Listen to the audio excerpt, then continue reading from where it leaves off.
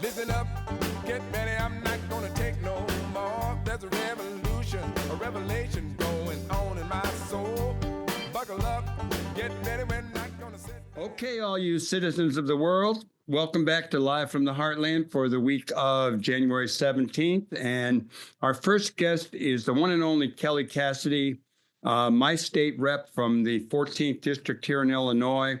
And she is a product of Anna Maria Island off of the Florida coast of Bradenton, where she and her other friends used to go down to the beach where bales of marijuana would be floating in from the smugglers.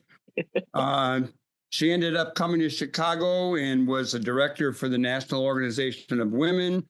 She worked for State Senate President John Cullerton, and then she became our state rep. She's done a lot of other things. She's a pretty wonderful person, and she is just back from a short legislative session down in Springfield, Illinois, on January 19th, and they're going back on the 26th. I'm wondering, Kelly, to start it off, do you have any good reports or negative reports of the lame duck session, so-called, that you just participated in? I know that you dealt with chronic pain, nursing homes, name changes, trans people, human composting, synthetic hemp. Take it away. Absolutely. So those are some of the highlights I was going to point out. One of the bills that I've been working on for about 4 or 5 years passed during lame duck, and it deals with sort of our overcorrection in the opioid crisis that has led to patients with chronic pain and their physicians facing, it really just boils down to harassment. Doctors get run out of practice. Patients have to, go hours out of their way to find a pharmacy that will give them their meds. And a lot of that links back to what's called the prescription monitoring program, which, there's a statewide system, and it's a national thing too, where there is a public health reason for looking at various drugs that are on the controlled substance schedule and how they're being prescribed and how much and all of that. But it had really morphed into a law enforcement fishing expedition tool. And we wanted to make sure that was not happening, because that was how they were facilitating this harassment. So we were able to take the PMP, as it's called, back to its original roots of being a public health tool, gathering data to measure trends in healthcare, and also link that to new federal guidelines about prescribing that are much more clear about the reality that there are patients who require a great deal more than a pencil pusher might think. So that bill has now gone to the governor. There's just a huge community of these patients who really kind of have to help each other find their way through. And I'm hopeful that this will give them some relief. And like I said, it was a long time coming.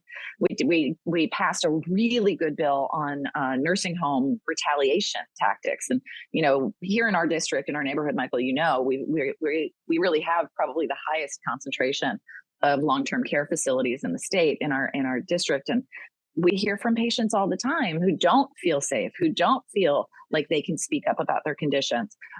So I was really pleased to work with another constituent, Fran Tobin, who led the fight there. He would be a good person to have on to talk about what's going on in the nursing home. It's been a while since we had Fran on, but that's a great idea. Thank you. Yeah. And this was a huge win. The nursing home owners still hold a lot of sway in the Capitol. So this was a huge win for those of us who care about the people inside those facilities. What else do we have? We had a really good name change bill that's helpful to trans folks, as well as survivors of gender-based violence, trafficking, things like that. That just makes it a little bit easier to stay safe after you change your name. We still have archaic laws in place around publication of name change. And it's in many ways, and I love this for them. And, I want us to keep small local press alive, but not at the cost of people's safety. But a lot of the lifeblood of these small local papers is this mandatory advertisement stuff. And so we've really fought for a long time to pull back on that. And this bill will create an automatic bypass for people who cite safety to avoid publication.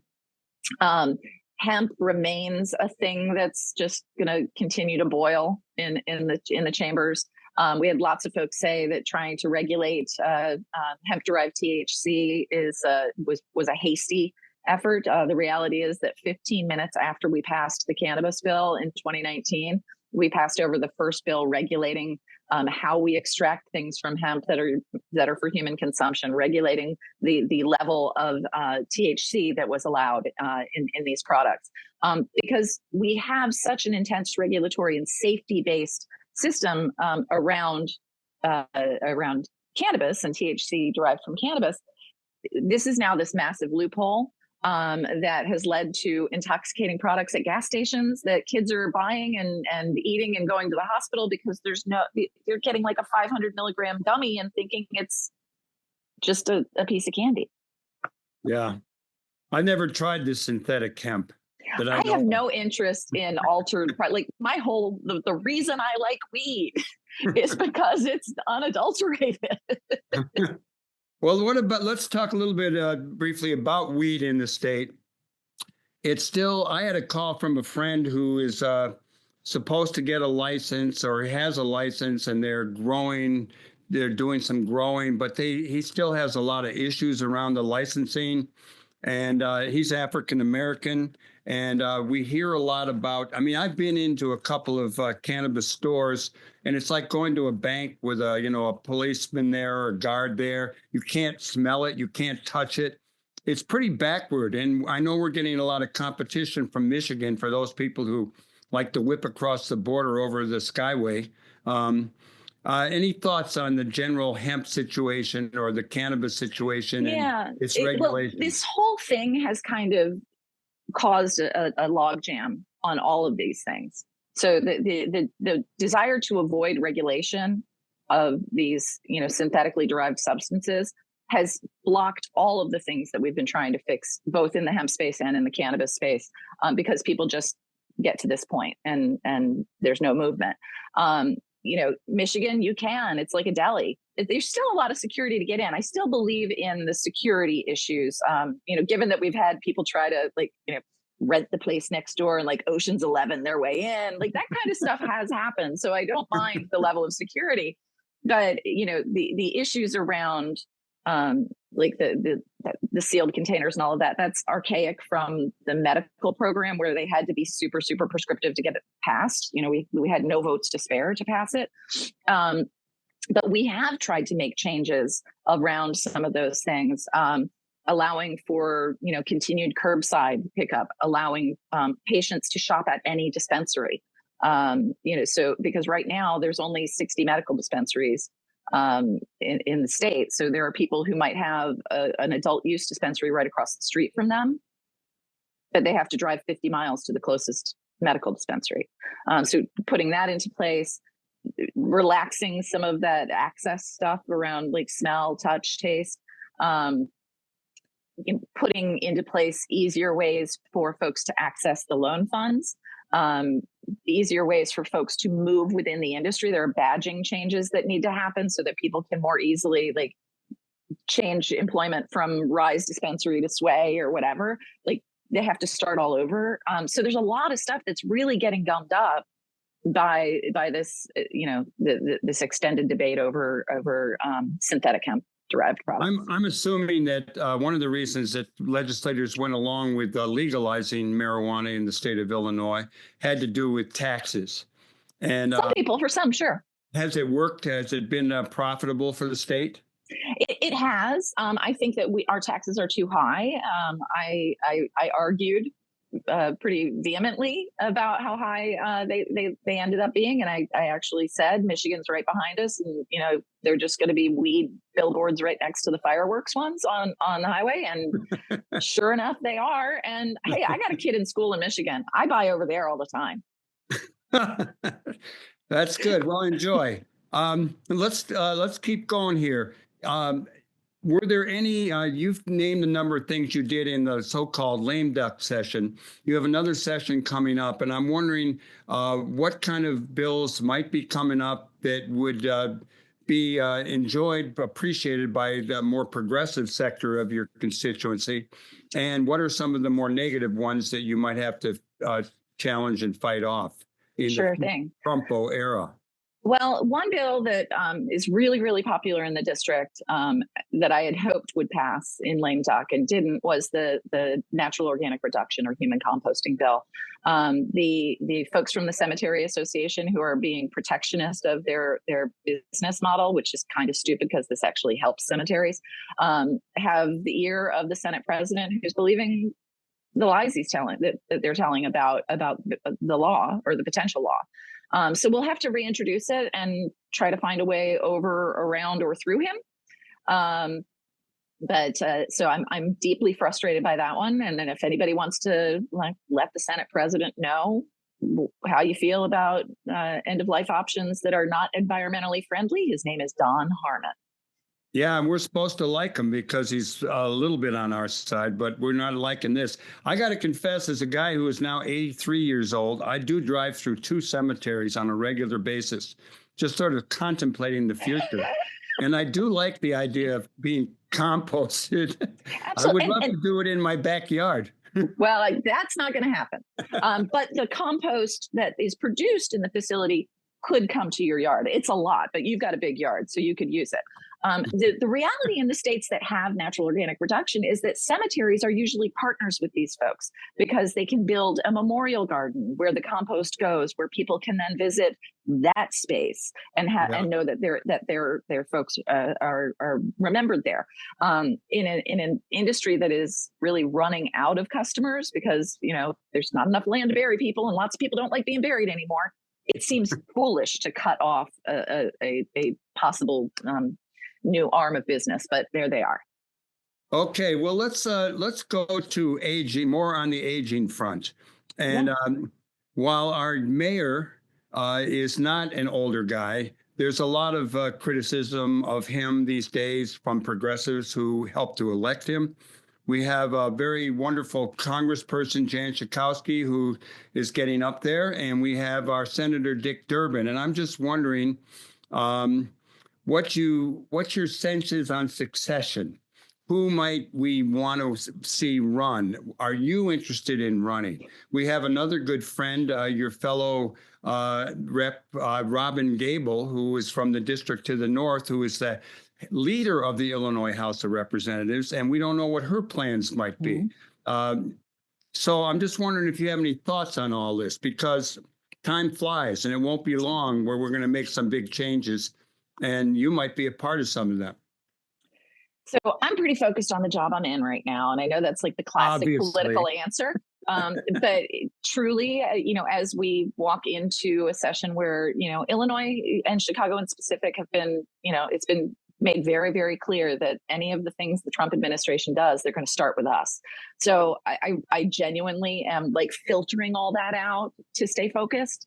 I did read somewhere, and I don't even know if it's true, that we had the oldest congressional delegation in the country, or among the oldest congressional delegations in the country.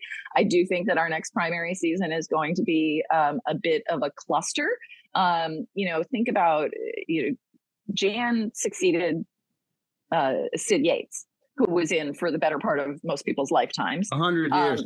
Yeah. And there was a 6 or 7 or 8 way primary initially. I think that it's likely to be that way, when this happens in our congressional district as well.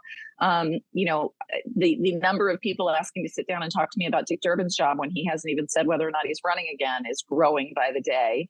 And lots of folks there are a lot of folks looking for their next move, and there are it's like a sliding tile puzzle, right? Like, who's going to run in the statewide, or any of the statewide going to run for Senate, and does that open up a statewide spot?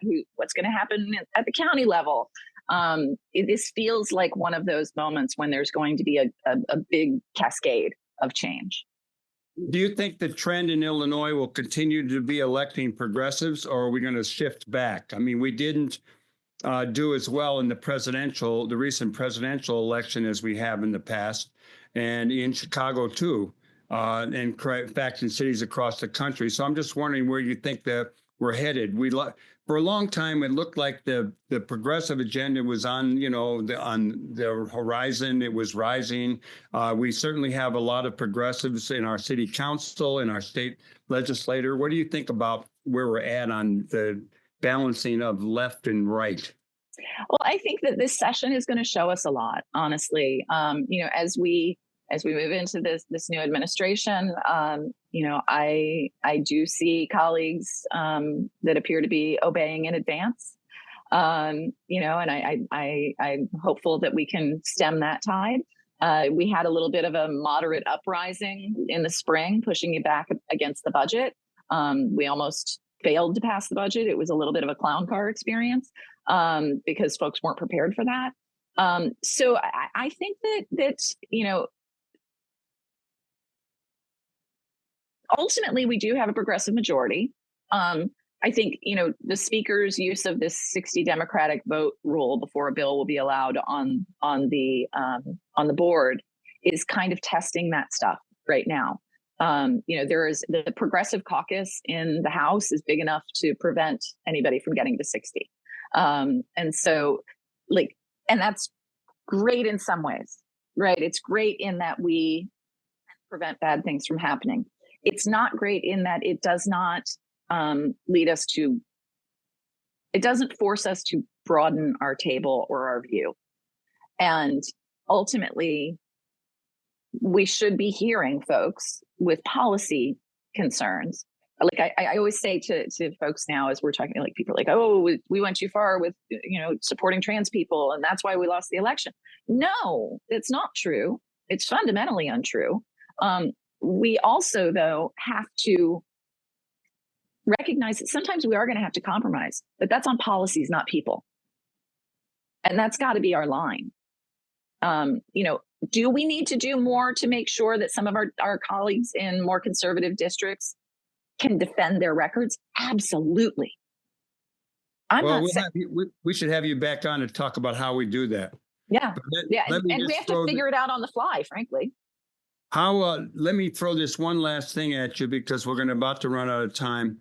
And I read these this morning. Should Illinois counties be able to secede and join Indiana? According to the Indiana House Speaker Huston, more than 30 Illinois counties have voted to secede from the Prairie State since 2020, with many expressing frustrations with high taxes. I never heard about this issue. I've heard about in Oregon, some people wanting to move to Idaho the right way. But you heard anything about this? Oh, yeah. I mean, this has been going on for ages. Like every year, one of the Freedom Caucus members or when they were teabaggers, like whatever the far right was calling themselves at that point, every year they would introduce a resolution seeking to secede from Illinois with various, the I-80 or whatever, like landmarks. And I was always threatening to co-sponsor and invite them to not let the door hit them where the good Lord split them. But this one's interesting in that, like, people are reading about it and go, oh my God, this could happen. First of all, it's fundamentally unconstitutional, both under Illinois and Indiana's constitutions. They can't just do that. And the language of the law of the bill, if it were to pass, would require Governor Pritzker to appoint members to a commission. Like it's just a sham attention-seeking thing, and I'm really sick of these people. Okay, well, we won't spend any more time on it. We've got 2 minutes left. I'm going to let you decide what you want to share. On your mark, get set, go. Oh my God. You know what? I have been really pleased to be in company with folks both here and in other parts of the district who want to be helpful in the event of the mass deportations that have been promised. And I want folks, I've reached out to folks at the Illinois Coalition for Immigrant and Refugee Rights, the Immigration Justice Law Center, to get materials to make sure folks are letting their neighbors know that they don't have to open the door to ICE, that they have rights. We want to make sure that we're distributing information to make sure our neighbors can stay safe. So I'm thankful to everybody in our community who wants to do that. I'm also encouraging people to do so with training and backup.